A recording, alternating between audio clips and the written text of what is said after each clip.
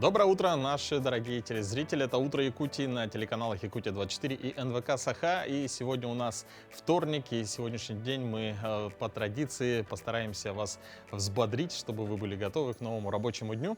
Ну и по традиции у нас сегодня в программе будет спорт, искусство, полезные советы. Все это ждет вас в нашем выпуске. Ну а также мы хотели бы напомнить, что у нас есть телеграм-канал «Утро Якутии», где вы можете, подписавшись, узнавать также другие интересные новости и в том числе самые интересные сюжеты нашей утренней программы. Но подписаться можно, используя QR-код, который вы видите сейчас на своих экранах.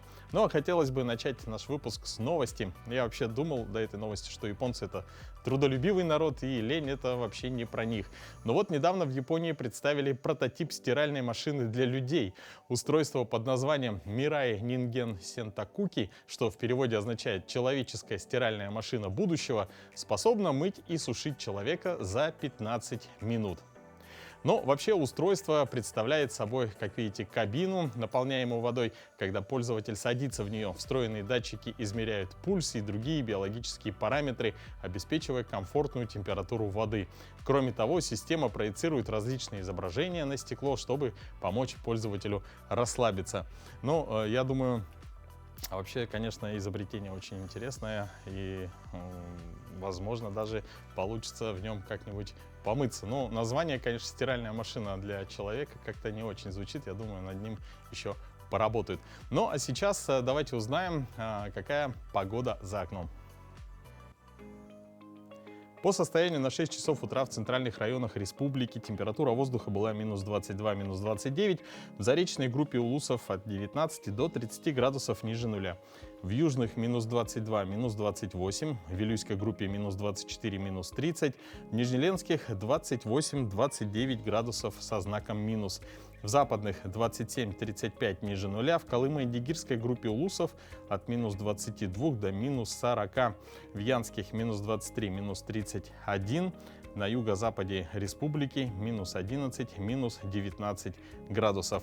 В городе Якутске температура воздуха на 6 часов утра была минус 23 градуса. Атмосферное давление 766 миллиметров ртутного столба.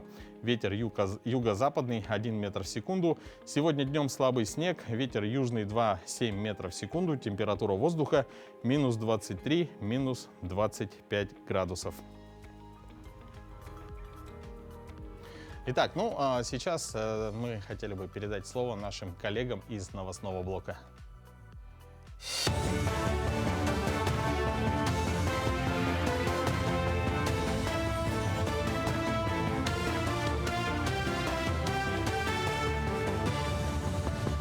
Доброе утро! Расскажем об актуальных событиях к этому часу.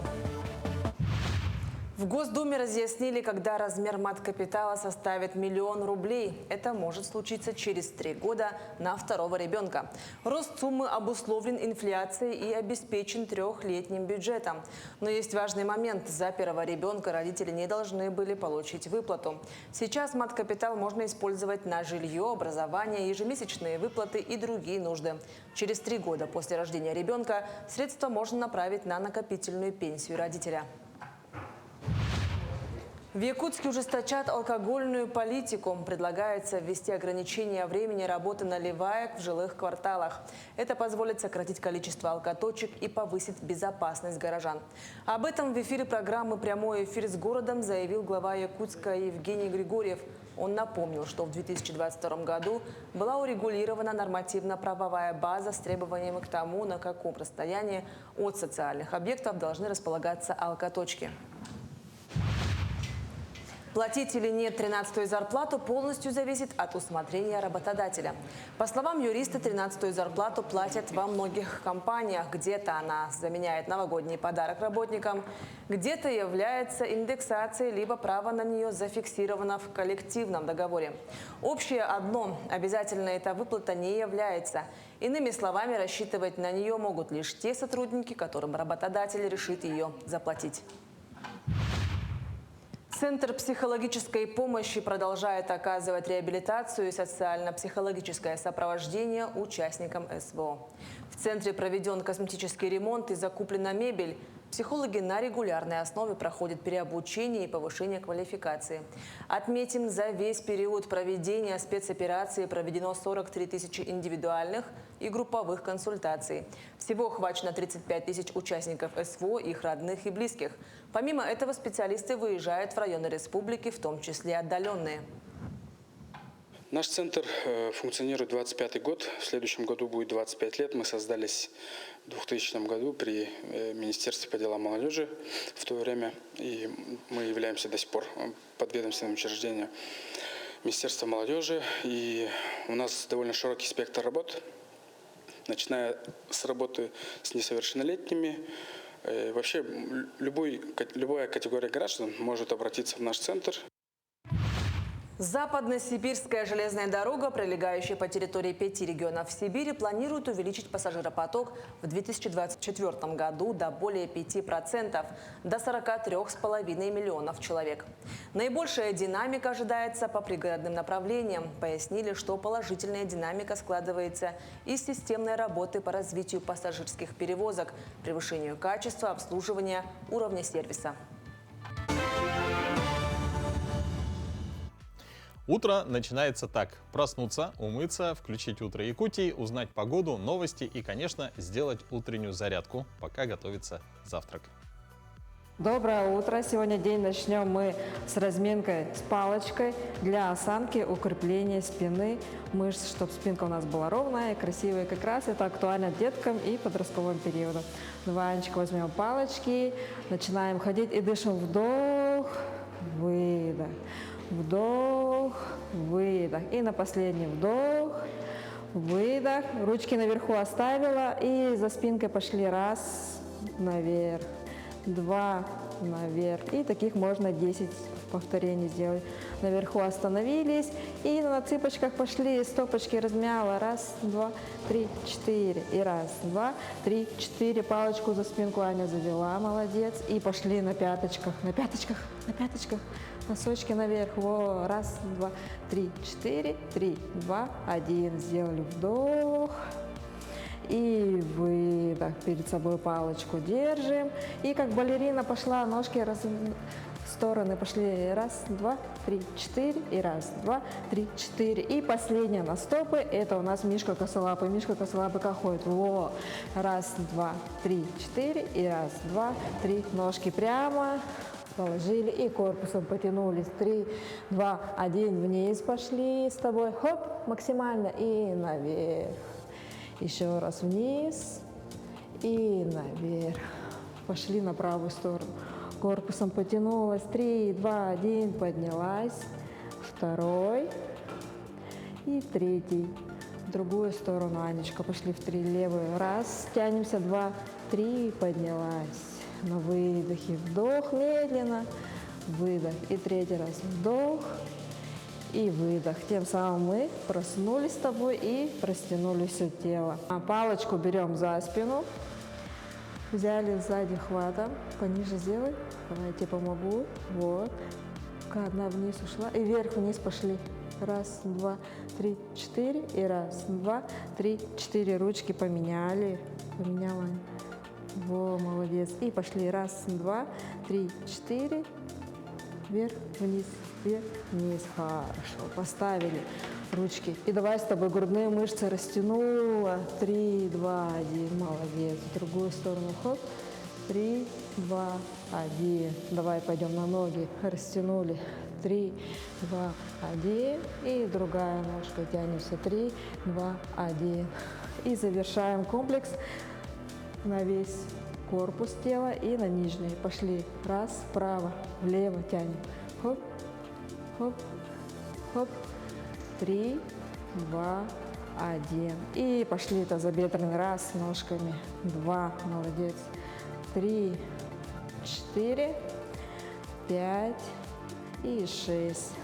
Палочку поставили и немножко разогнали лимфу. Попрыгали. Хоп. Раз, два, три, четыре. И раз, два, три, четыре. И вот с таким простым приспособлением можно взять черенок от лопаты или от швабры и сделать такой комплекс. Всем хорошего дня, Аня, помаши. Но мы начинаем утро со спорта, а вот один наш следующий герой нашего небольшого сюжета, он зашел немножко дальше. Ну и вообще начать заниматься спортом никогда не поздно. Житель Санкт-Петербурга Захар Витамин несколько лет назад решил навсегда расстаться с сидячим образом жизни и отправился путешествовать по стране на велосипеде. До 35 лет Захар вообще не занимался никаким спортом и большую часть своего времени проводил сидя за компьютером. Но потом решил меняться. Постепенно изменил питание, начал много ходить пешком, купил велосипед и решил путешествовать. Последнее путешествие длилось 153 дня. За это время он проехал на велосипеде около 8000 километров. Поехал по Золотому кольцу России, через Москву на Калугу, с Калуги в Тулу, потом в Ростов. И уже по трассе Кавказ, в Пятигорск и при Эльбрусе. Еще одна страсть Захара – покорение гор. Первое восхождение мужчина совершил на Айпетре высотой 1234 метра. Затем были вершины Кавказа на Красной Поляне и путешествие на Эльбрус с высотой 5642 метра. С собой у него был только необходимый минимум – титановый велосипед, палатка, еда, вода. А также в дорогу Захар всегда берет с собой камеру, чтобы снимать свои дорожные приключения и вести прямые эфиры, тем самым мотивируя людей вести активный образ жизни, ездить на велосипеде, ходить пешком, бегать и танцевать. Движение – это жизнь, а жизнь прекрасна, считает Захар Витамин. Ну, вообще, с такой фамилией грех не заниматься спортом. Очень интересная фамилия – Витамин. Первый раз вообще такое слышу. Вот. Ну а с 30 ноября по 2 декабря в Республике Кыргызстан в городе Бишкек состоится чемпионат мира по масс-рестлингу. В состав сборной России вошли и якутяне, среди которых Дмитрий и Евгений Поповы. Спортсмены тренируются под руководством Петра Николаевича Давыдова, главного тренера Якутии по пауэрлифтингу, старшим тренером по легкой атлетике лиц с поражением опорно-двигательного аппарата, заслуженным тренером России. Какова готовность спортсменов, узнавала моя коллега Катерина Винокурова. Тяжелая атлетика, пауэрлифтинг, перетягивание палки. Вот так динамично идет завершающий этап подготовки спортсменов к чемпионату мира по масс-рестлингу. В составе сборной России 2 воспитанника Петра Давыдова. Однофамильцы Евгений и Дмитрий Поповы. Если Дима Попов очень опытный парень, он уже 4-й раз будет участвовать в чемпионате мира. А Евгений Михайлович молодой, супертяж. Вот впервые участвует в чемпионате мира. Дмитрий Попов своего рода рекордсмен. Он единственный атлет, который в 11-й раз стал чемпионом республики. Является 6-кратным чемпионом России, 3-кратным чемпионом мира, заслуженным мастером спорта России по масс-рестлингу. К таким успехам спортсмен пришел в тандеме с Петром Николаевичем. По словам тренера, самое главное в его методике – мотивация. Вот как я с ним познакомился, сразу посмотрев его, и мотивировал, как? Дима, если ты со мной, ты станешь чемпионом мира. Он не поверил. Как? Как так? Я могу стать чемпионом мира. А потом говорит, завтра 4 часа тренировка модуля. Пришел. Значит, поверил. Вот до сих пор мы с ним вместе. Поверили Давыдову в свое время и многократные чемпионы России, призеры Паралимпийских игр, среди которых Владимир Балынец, Аял Сивцев, Василина Иванова, Игорь Сазонов и Людмила Пахомова. В первую очередь должен быть мотивация, а потом все остальное. И воспитание, и педагогика включается, да, и наставничество, и друг, товарищ. Вот. Главное желание. Вот желание самого спортсмена, желание тренера, они, если совпадают, тогда они идут параллельно к большим успехам.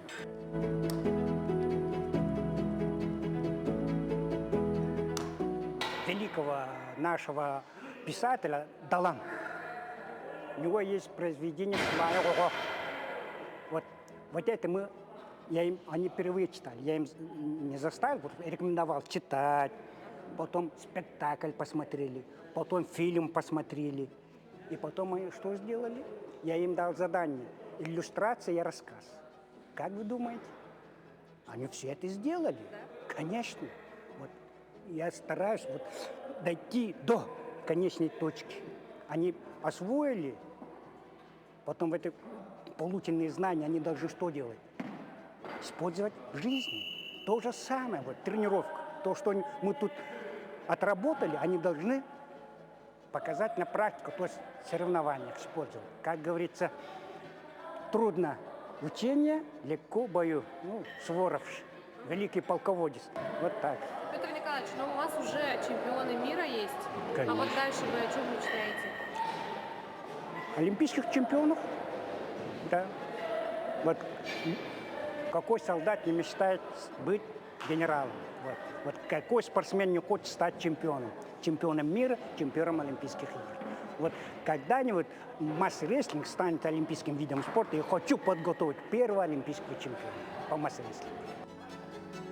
К слову, масс-рестлинг должен стать олимпийским видом спорта. Для этого есть все перспективы и развитие. А значит, скоро мы увидим якутских спортсменов на пьедестале Олимпийских игр. Катерина Винокурова, Джулус Иннокентьев, Якутск. В культурной афише Якутска много интересных событий, но особое внимание стоит уделить инклюзивному концерту «Обнимаю сердцем». Этот необычный во всех отношениях концерт собирает на одной сцене культурного центра «Сергеляхские огни» звезд эстрады и людей с ограниченными возможностями здоровья. Уже в 3-й раз. Сегодня у нас в гостях Анна Федорова, руководитель инклюзивного проекта «Обнимаю сердцем», и Дария Катиева-Кюнкенат, эстрадно-джазовая певица, выпускница Российской академии музыки имени Гнесиных, член жюри вокальных конкурсов. Доброе утро. Доброе утро. Доброе утро. Инклюзивный концерт «Обнимаю сердцем» проводится уже 3-й раз. Какая концепция концерта и кому посвящен он в этом году? В этом году он посвящен родителям особенных детей. Я вот принесла с собой такую книгу «Дневники мамы». Тут 21 история. Это реальные истории мам. 20 мам и 1 папа. Написали про то, как они проживали, как они узнали, что с ними происходило после того, как они узнали о диагнозе ребенка. И как через боль, испытания, трудности, проблемы они возрождались к жизни и, к счастью. Это вот те люди, очень мужественные люди, на мой взгляд, которые смело, открыто написали, как есть. Для того, чтобы помочь другим семьям, кто попал в такую, кто находится на данный момент в такой непростой жизненной ситуации. И в этом году наш концерт посвящен именно им. Замечательно. В течение 2024 года публиковались дневники мамы, реальные истории мам особенных детей. А во время концерта будет презентован одноименный сборник. Можете поподробнее об этом рассказать? Да, я показываю этот сборник, он вот так выглядит. Это полежу. все волонтерская работа, то есть редакторы, дикторы, у нас еще есть одноименный аудиосборник, корректоры. Вот Дария тоже в числе дикторов была аудиосборника. Самая первая, кстати. Это все бесплатно, абсолютно, по велению души. Люди с колоссальным, сумасшедшим графиком находили время для того, чтобы и редактировать, и корректировать, и записывать аудио вот этих дневников. Не так просто было, кстати, читать. Но вообще это... Ком в горле. Ты же все это через себя пропускаешь. Да. Поэтому эта книга, мне кажется, будет путеводителем для тех родителей, у кого действительно такая сейчас ситуация. А сам аудиосборник это как дополнение, он где-то в сети или это... Будет в сети, да, мы его отдельно презентуем, анонсируем. Он тоже готов, он записывался в Республиканской студии слепых. Тоже они нам бесплатно помогли, то есть предоставили студию, тифлоинженер работал, и что-то тоже очень крутое, замечательное будет. А вообще фишка наших концертов в том, что мы исполняем мечты. А вообще у нас волонтерское, добровольческое движение, и люди сами, кому откликается наши ценности и миссия, присоединяются. И вот в этом году 350 участников, например. Абсолютно все бесплатно. И звезды, и дети, коллективы творческие приходят для того, чтобы выразить свои таланты. У нас уникальные номера, потому что это дуэты в сотворчестве со звездами, и не только. Это и жестовое пение, и танцы на колясках. Этот концерт точно ломает все стереотипы. То есть такое мнение в обществе, что люди с ограниченными возможностями здоровья маломобильны, например, да, либо не слышат, не видят, и им сложно. Нет, все очень здорово, и реально это талантливые люди. А в целом вот проект это такой он глобальный, я так понимаю, да? То есть и волонтеры, они не только в Якутске, они вообще по всей стране. Да. И даже в одном моем номере, сколько детей? 65 детей со студии, с вокальной студии «Голос». Плюс у нас подключатся 10 детей. 10 детей жестовики, которые, представляешь, в одном номере целых сколько людей? 75 детей. Да. И поэтому каждый номер настолько отточен по всем, сколько мы с Аней, например, большее время проводим в Москве, и несмотря на расстояние, у нас в онлайне идут репетиции, какие-то моменты по костюмам, все обговариваем, детализируем. В общем, очень основательно продуманный проект. И вообще, и очень качественный. Звезды готовятся, и сами дети, наверное, очень к этому относятся ответственно. Конечно. Мне кажется, уже все ждут этого концерта. С каждым годом желающих больше. Во-первых, желающих больше. Во-вторых, мне дети пишут, они целый год ждут этот концерт. Потому что действительно нереально красивые номера, но, как говорят руководители, нас не приглашают на обычные концерты. И мы ходим друг к другу, показываем свои вот эти номера. И есть единственная возможность, когда на большой сцене можно выступить и выразить свое творчество. Это вообще очень большая радость и действительно реальный праздник. Там даже атмосфера другая, энергетика как будто вот звенящая, потому что реально исполняются мечты вот в данный момент, в эту секунду исполняются мечты этих детей. А если вот поподробнее, то кто принимает участие в концерте? Очень много. Да, очень много звезд. И спасибо, что никто не отказывается абсолютно. Далана будет петь. Она исполняет мечту Ани Прокопьевой из 4-й коррекционной школы. Они вместе выйдут, споют. Сахая и Александр Бурнашов уже 3-й год, традиция уже, будут петь. Кирилл Матвеев с очень красивым номером из речевой школы. И дети, и учителя готовятся. Вот. Саина, да, Саина с чукотской песней, с инклюзивным коллективом Чемалькей. Эрхан Попов исполняют мечту семиклассника Дениса Птицына. Он его обожает, но никогда не верил, что он может с ним просто не то что просто встретиться, а тут он выйдет с ним вместе, да, на сцене. Есть еще мальчик Павел Никифоров, он из инклюзивной танцевальной студии Илдегей. Вот, и он очень хочет выйти на сцену с Александрой Николаевой и голубями. И вот у него такая возможность. Прекрасно. А Василина Шарина?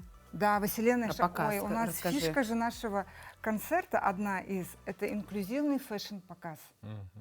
То есть особенные модели выходят в суперкрасивых нарядах от модельеров. В этом году будут коллекции из якутского креативного, что-то я неправильно скажу. Ну скажите, как есть, я думаю, все поймут. Креативного. Аяр Устар, креативный колледж. Кластер, креативный кластер? Нет, в общем, ладно. Аяр Устар. Вот люди придут и узнают. Да, пусть на концерте узнают. А какого числа будет? 29 ноября. 29 ноября. Уже в эту пятницу. Входной билет совершенно за даром.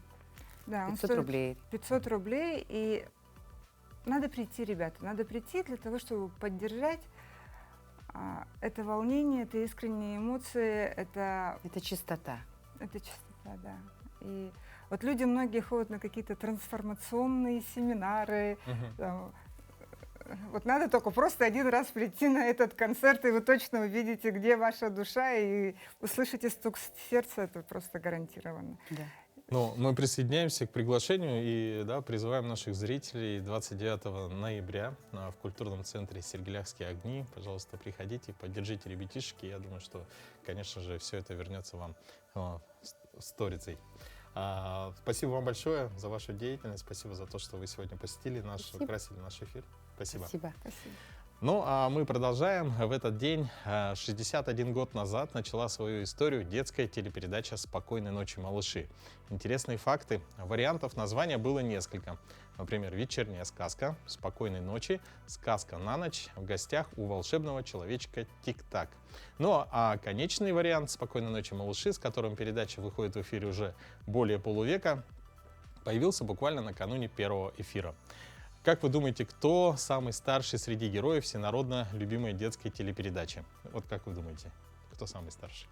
Ну, у нас есть подсказка, да, это Филя, он старожил, появился он в 1968 году, Зайка Степашка в 1970-м, поросенок Хрюша, соответственно, в 1971-м, а ворона Каркуша в 1982-м. Я вообще думала Каркуша. Я думала, Хрюша.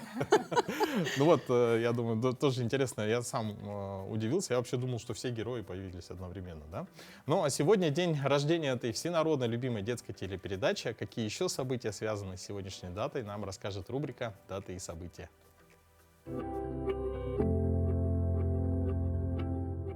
На календаре 26 ноября. Сегодня Всемирный день информации. По народному календарю Златоуст.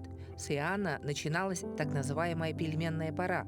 Хозяйки делали фарш, в качестве начинки использовали мясо, рыбу, грибы, и вся семья стряпала любимое блюдо. Этот день в истории. В 1894 году состоялось бракосочетание Николая II с принцессой Гессен-Дармштадтской. В 1924 провозглашена Монгольская Народная Республика. В 1925 году в этот день состоялся первый испытательный полет самолета Ан-4 конструкции Туполева. 26 ноября в 1963 году вышла в эфир телепередача «Спокойной ночи, малыши». В 1965 году Франция стала третьей после Советского Союза и США страной, самостоятельно запустившей искусственный спутник Земли. В этот день родились Уильям Купер, английский поэт, Платон Зубов, русский государственный деятель, последний фаворит императрицы Екатерины II, Мария Федоровна Романова, российская императрица, супруга Александра III, Фердинанд Соссюр, швейцарский лингвист, основоположник структурной лингвистики, Норберт Винер, американский ученый, основоположник кибернетики, Маргарита Назарова, советская артистка цирка, дрессировщица, актриса кино, народная артистка РСФСР. Борис Егоров, советский летчик-космонавт, герой Советского Союза. Именины сегодня отмечают Герман и Иван. Впервые в Алекминске прошел конкурс «Фестиваль частушечников». Участие в нем приняли более 70 детей. Очень много заявок поступило от детских садов и школ. Организаторы фестиваля получили большое удовольствие, а еще нашли новые звонкие голоса.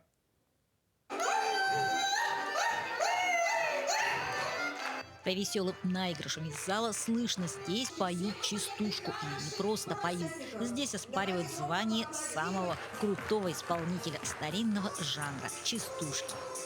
Мы впервые проводим конкурс «Фестиваль частушечников». У нас участвует много ребятишек, в основном садики и школы. Организаторы, получается, идейные вдохновители. Это народный фольклорный ансамбль «Потеха», плюс Алекминская детская школа искусств, Национально-культурный центр «Гармония», Управление культуры, администрация города Алекминска, Центр развития ребенка ТРГОШ. Вот. Ну, много достойных у нас ребятишек. Сейчас будет проходить гала-концерт. Кроме того, что это у нас год детства, год народного языка, по указу главы Республики Саха-Якутия у нас объявлено 5-летие ямщицкой культуры. Частушки – это части, в том числе ямщицкой культуры, которая появилась в свое время в Алекминском районе. И важно это сохранять. Веселая, заводная, доступная каждому, раскрашивающая мир в яркие цвета. Частушка, она вообще не имеет никаких ограничений, ни возрастных, ни тематических. 4 строчки может спеть любой, с вокальными, без вокальных данных. Ну и потом частушка, она же относится вот как малая форма, да, нашего песенного народного творчества. Она вообще идет издревле. Заучивается на раз-два, говорит юный меломан Егор. Поешь? Да. А какие песни тебе нравятся? Электрические. Да, современные, да? Да, электрические парады, 120 ноль. А еще, мешкобельни бы снежегель. Здорово. А частушку помнишь, которую будешь петь? Конечно. В синем небе ходят тучки, будет дождик или град. Оля просится на ручки, дороги в детский сад. А наше название у ансамблей. чудные, теплые, говорящие. А как называется ваш ансамбль? Ансамбль печки-лавочки. А почему печки-лавочки? Потому что от печки идет тепло, а от лавочки можно поговорить, поболтать, попеть песни. А вы все любите поболтать и попеть? Да. Довольны дети и родители. Девчонки, нравится петь? Да, у меня мама тут работает, мне сюда от мамы досталось. Да, а где? А у меня мама работает, дочки-сыночки. Ага. А какая тебе частушка больше всего понравилась? Мне больше всего понравились все. Все? Да. А мне понравилась моя частушка, которая когда говорила: я люблю поспать подольше и покушать повкуснее. Я учиться не мечтаю, мне бы на пенсию скорее. Мы очень любим петь, танцевать. У нас это из сада все заведено. Сейчас мы уже учимся в 1 классе. Сегодня мы представляем школу Эврику. Юным талантам громкие аплодисменты и уважение, а организаторам спасибо.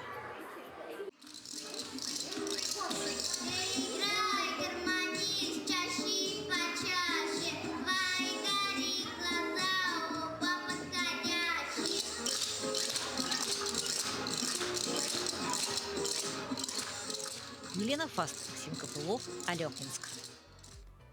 Семейное утро на нашем телеканале продолжит игровой квест, который понравится не только детям, но и их родителям. Всем доброе утро! Сегодня хочу рассказать вам про такую интересную игру, которая называется «Семейные ценности». Игра организовывается в форме квеста, то есть вот эти вот бумаги мы раскладываем по дому, чтобы ребенок в форме игры уже мог их найти. Здесь пишем различные задания. Например, это может быть спеть песню, или рассказать стихотворение, рассказать какую-то смешную историю про семью. То есть то, что именно связывает вас с вашим ребенком. Наше любимое занятие. Так.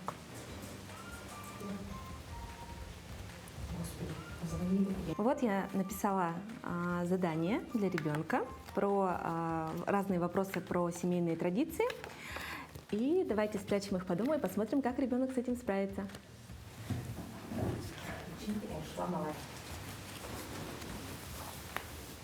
Так. Вот сюда. Сюда. Последнее задание. Все готово. Милана, можешь искать?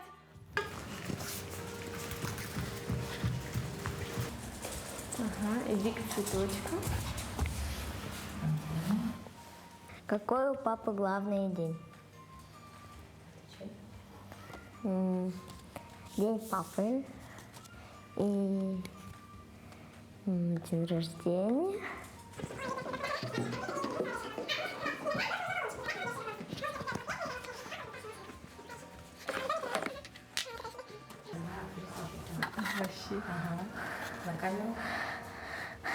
Как проходит твой день в школе?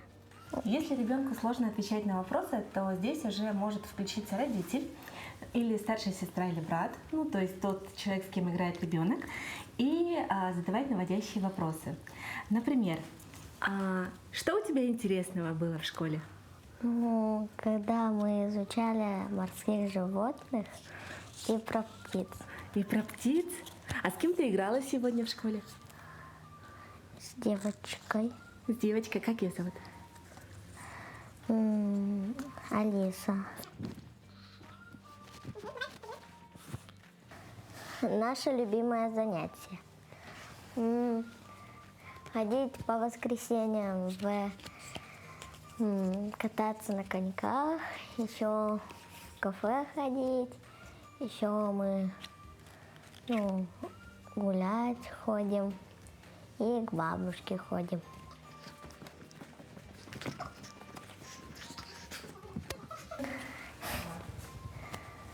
Спой песню о маме или папе. Мама – самый лучший друг на свете, будет с вами рядом всегда. И случится вдруг, вырастешь И все. Молодец.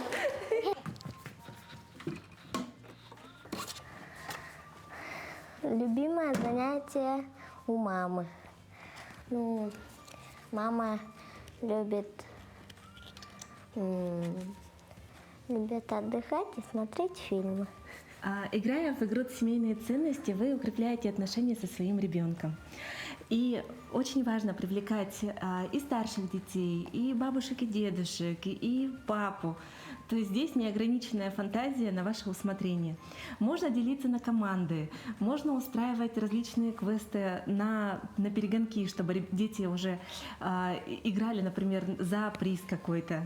Берегите свою семью и до новых встреч!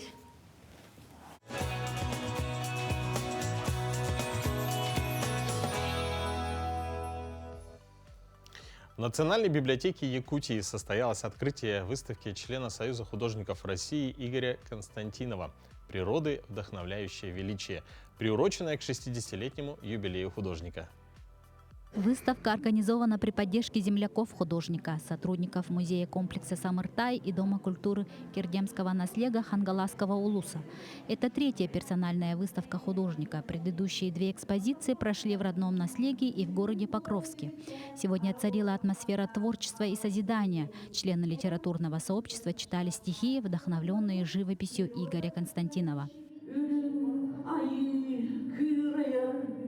Ayar solgun ötüye, üner kümmer ener. Искусствовед Галина Неустроева оценила точное название выставки «Природы, вдохновляющие величие», ведь особое место в творчестве художника занимает тема природы. Каждая работа отражает мастерство и техническую подготовку художника. Картины открывают перед зрителем прекрасные виды и просторы родной Якутии.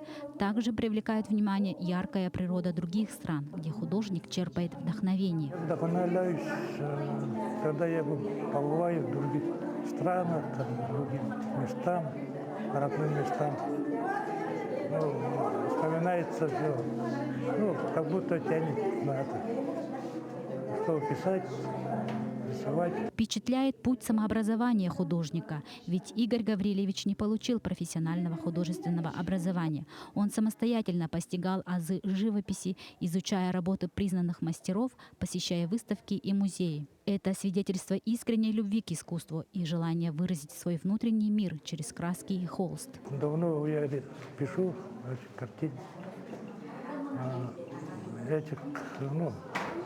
По музеям смотрю великих художников.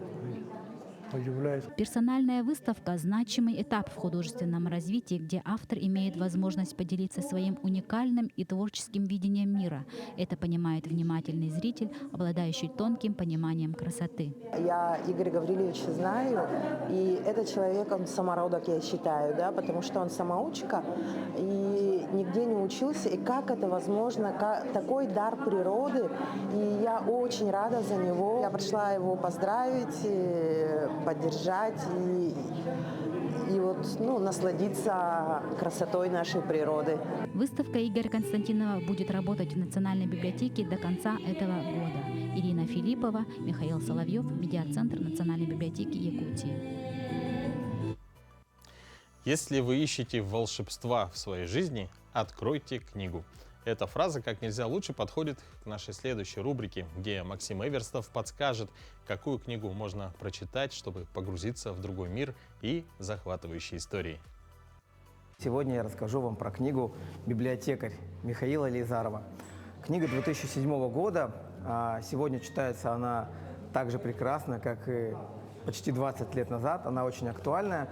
И в этой книге сочетаются и невероятный стиль Михаила Елизарова, и безумный совершенно сюжет, и наши российские реалии.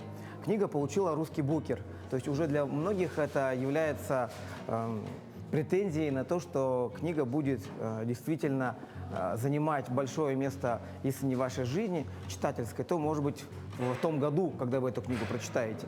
По сюжету в конце, в 90-х годах разные люди по всей стране, во всех, я бы сказал, республиках бывшего СССР и в России начинают искать книги советского писателя Громова. И оказывается, что, казалось бы, скучные, никому уже не нужные книги наделяют человека магическими способностями. То есть книга терпения позволяет ему быть более терпеливым, спокойным. Книга силы наделяет его физической мощью, книга ярости превращает его в берсерка и так далее, и так далее. Все книги Громова, прочитанные без передышки, прочитанные за раз, неважно вслух или про себя, превращают человека в нечто большее. Я книгу настоятельно рекомендую, особенно если вы считаете себя более или менее опытным и уже уверенным читателем. Книга не будет, наверное, прочитана на одном ходу, но с другой стороны, если автор здесь говорит про магические свойства книг Громова, которые за раз вдруг превращают вас в сверхчеловека, то почему бы не попытаться прочитать «Библиотекарь» за несколько часов? Я думаю, эта книга прекрасно подходит всем, кто за своей спиной имеет, допустим, 200, 300 или больше прочитанных книг. Если меньше, лучше за нее не браться. Некоторые аллюзии и некоторые отсылки можно не понять.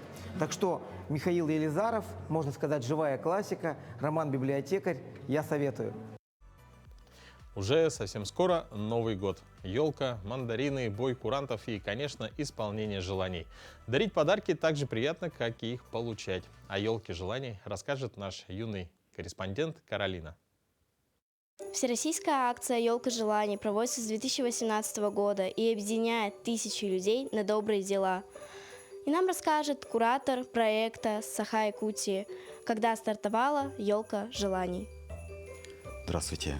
Старт акции «Елка желаний» у нас началось с 15 ноября, заявочная кампания, которая продлится до 20 декабря. Ну а исполнить желание возможно будет с 6 декабря до 28 февраля.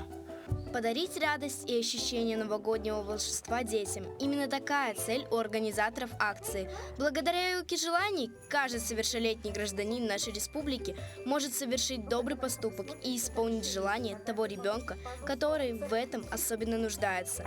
Это дети с особыми образовательными потребностями, дети с инвалидностью, дети, которые проходят длительное лечение в больницах, дети также героев наших, чьи родители принимают участие либо принимали участие в специальной военной операции.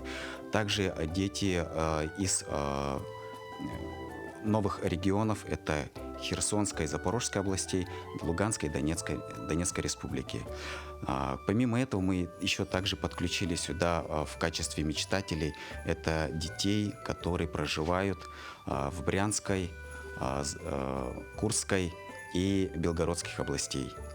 «Елка желаний» – это место, где люди, которые хотят совершить добрый поступок, находят тех, кто нуждается в их помощи.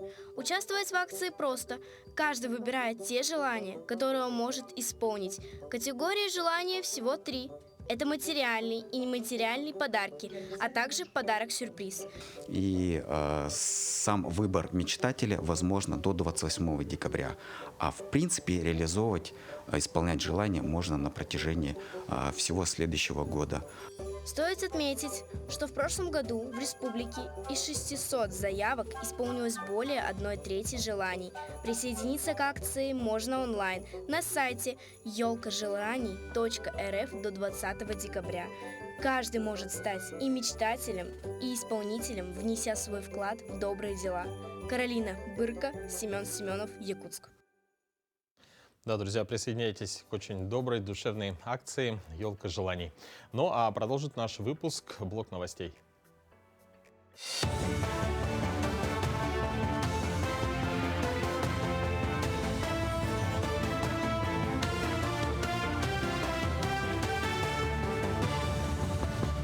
Продолжим говорить об актуальных событиях этого утра.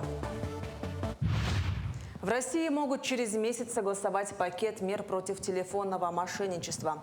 Минцифры уже направила другим ведомствам пакет из 30 новых мер против телефонного мошенничества и рассчитывает согласовать его с ними до конца 2024 года. Комплексный законопроект находится на согласовании. Часть из 30 мер уже известна. Это формирование базы голосов телефонных мошенников, запрет массовых спам-звонков, обзвонов и СМС-рассылок, а также маркировка звонков от юрлиц. Кабмин поддержал штрафы до 500 тысяч рублей за продажу энергетиков детям. Правительство предложило доработать законопроект, в частности, определить, кто будет уполномочен привлекать к ответственности нарушителей запрета. Законопроект предусматривает штрафы за продажу энергетиков детям в размере от 30 до 500 тысяч рублей. Сам закон о запрете продавать такую продукцию был принят в августе и вступит в силу с 1 марта 2025 года. Но штрафы в нем прописаны не были. В рамках программы диспансеризации взрослого населения медработников Амгинской ЦРБ провели ярмарку здоровья для всех жителей желающих Амгинского района. В день ярмарки жители района получили консультации врачей, терапевта, профпатолога, прошли исследования крови на определение уровня холестерина и глюкозы, экспресс-тестирование на ВИЧ-инфекцию, ЭКГ, вакцинацию против гриппа, определение сердечно-сосудистых рисков и многое другое. Она у нас направлена на снижение показателей уровня смертности. Сейчас на данный момент уровень смертности довольно высок от заболеваний сердечно-сосудистой системы. Поэтому подобные ярмарки, выходной день, когда люди более-менее свободны, позволяют охватить большее количество людей, ну и выявить какие-то заболевания на более ранних стадиях и принять все профилактические меры. Для сохранения родного языка и традиционной культуры немаловажную роль играет создание якутских мультфильмов, считает Анатолий Афанасьев. Его первый мультипликационный фильм создан в 2021 году «Пластилином». Вторая работа была посвящена 60-летию выхода человека на космос. А сюжет третьего мультфильма основан на героическом эпосе Ланхо. Эти работы стали победителями 2 конкурсов с прошлого года. Анатолий тесно сотрудничает с НВК «Саха». Одна работа была показана этим летом. В декабре автор передаст еще одну новую работу детскому каналу ТОККО НВК. Этот мультфильм мы рисуем на программе МОХА по технике костевой анимации. Так как сценаристов по республике мало, сценарии все мы пишем сами. Над музыкой работает Дарья Христофорова, моя знакомая. В качестве актеров озвучки мы привлекаем своих знакомых, родственников и записываем их у себя в домашней студии. Это были все новости к этому часу. До встречи в эфире.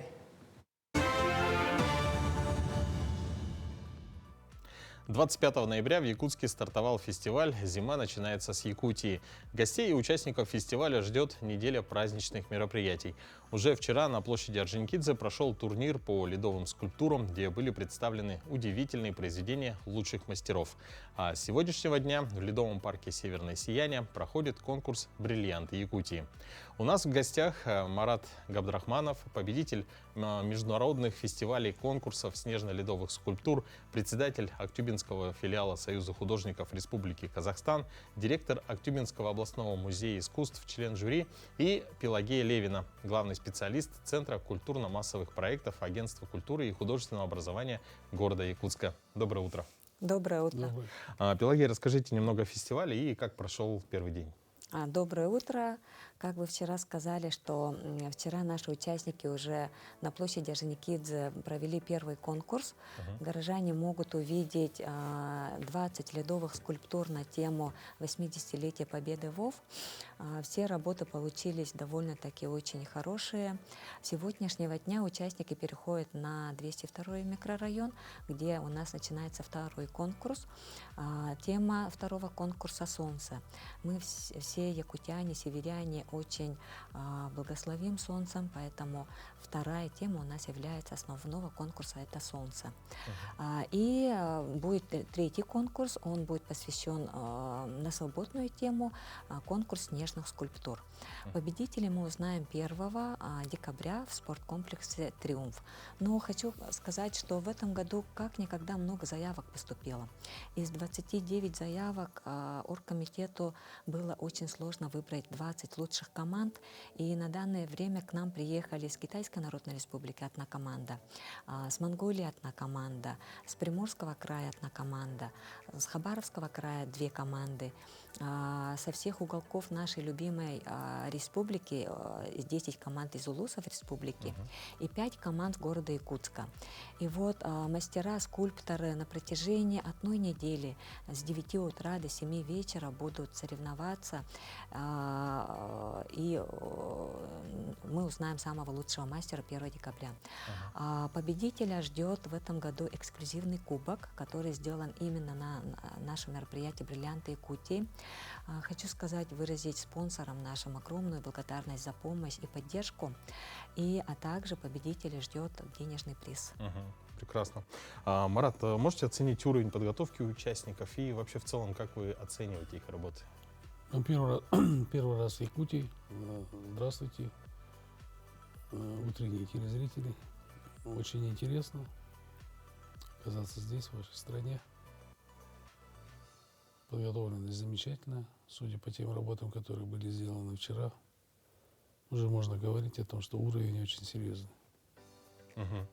Ну и в целом, допустим, если говорить о вас, например, да, то когда вы начали заниматься скульптурами, и помните ли вы свою первую работу? Первая работа была снежная работа. Мы студенты 3-го курса Воинского училища прикладного искусства. Вот, это в Нижнем Тагиле, на Театральной площади. Постоянно готовилась, как в любом городе, снежная елка, и вокруг нее, как говорится, декорировали ее всякими снежными ледяными скульптурами. Ну, нас, как студентов, выводили, мы делали где-то до сколько? 17 лет. 17 лет, получается, этим уже занимаемся. Ну, вообще, вот в целом, за вашу творческую деятельность, есть ли какая-то вот фигура, которую вот вы, не знаю, вот, которая вам запомнилась больше всего? Ну, так трудно сказать. Но в целом, это же такое искусство, которое вот творишь, Оно, вкладываешь да. душу. Но вот, кстати, вот хотелось всегда узнать у скульпторов, да, кто занимается ледовыми, снежными фигурами, вот то, что оно как бы такое искусство, оно вот, ну, скульптура сама живет, ну, в определенный промежуток времени, да, то есть когда приходит уже весеннее солнце, оно, к сожалению, тает. Вот что чувствует скульптор вообще? Ну, это же естественно, но все имеет начало, все имеет свой конец. Тем более лед или снег. Ничего страшного. Наступит следующий год, да. Обязательно. На следующем году опять что-то сделаем, конечно. А в целом, вот как думаете, что сложнее делать? Фигуру из снега или изо льда? Мне кажется, в любой из этих техник есть свои сложности, есть свои плюсы, минусы, как говорится. Ну, допустим, в снеге нужно более объемно ощущать, ну, в смысле, ощущать лучший объем во льду. Во льду, наверное, надо вот учитывать его прозрачность и вот использовать ее. Где-то там во льду, наверное, легче сделать такую легкость, детали какие-то. Снег требует более такого массивности. Да, такой монументальности. Да. Ну, с тем и с этим материалом в целом работать интересно. Пелагея, скажите, вот фестиваль продлится до 2 декабря, а что у нас еще ждет впереди? Да, фестиваль «Зима начинается с Якутии» у нас проводится не первый год. Там входит ряд нескольких мероприятий, больших таких, как зажжение елки, это будет 1 декабря, на площади Орджоникидзе, 17 часов, всех приглашаем горожан. Также будет праздник Строганина в спорткомплексе «Триумф», начало в 13:30. Уже вместе с нами вчера начался конкурс «Вкус Якутии», где приехали шеф-повара из разных городов России и несколько локальных мероприятий, связанных на тему зимы. А если рассказать про наш конкурс, он уже с 90-х годов проводит окружная администрация города Якутска. И с 2016 года мы перешли на международный уровень. К нам приезжали из Франции, Испании, из Канады. В этом году вот заявок поступило еще больше. И это очень радует, что конкурс набирает обороты. И по географии мы собрали очень много участников за эти все годы. Ну, вы отметили, что было больше 20, 27, 29, да, 29 заявок, а заявок. выбрано только 20. Только 20. То есть, на каком принципе вот еще до Они самого отправляют фестиваля? эскизы, и исходя от темы, оргкомитет выбирает именно участников. Смотрим тему, во-первых. Иногда вот участников в команде должно быть по 2 человека, иногда отправляют только по 1 человеку. Некоторые вообще не по эскизу рисуют, поэтому выбор очень сложный для оргкомитета на самом деле. Все наши мастера готовятся с января месяца. Они там покупают самые лучшие инструменты, думают эскизы. И вот на самый подходящий момент все хотят попасть. И очень сложно для оргкомитета выбрать только 20 лучших. Ну, действительно, это сложная работа, и еще сложнее, наверное, Марат, вам, да, как жюри конкурса, Конечно. Да, судить. Поэтому вам желаем удачи, успехов, и напоминаем, что с сегодняшнего дня в парке «Северное сияние» будет проходить конкурс уже «Бриллианты Якутии». Это скульптуры из снега и изо льда. Ну а нашим дорогим телезрителям мы желаем отличного настроения, бодрого утра, и увидимся с вами завтра.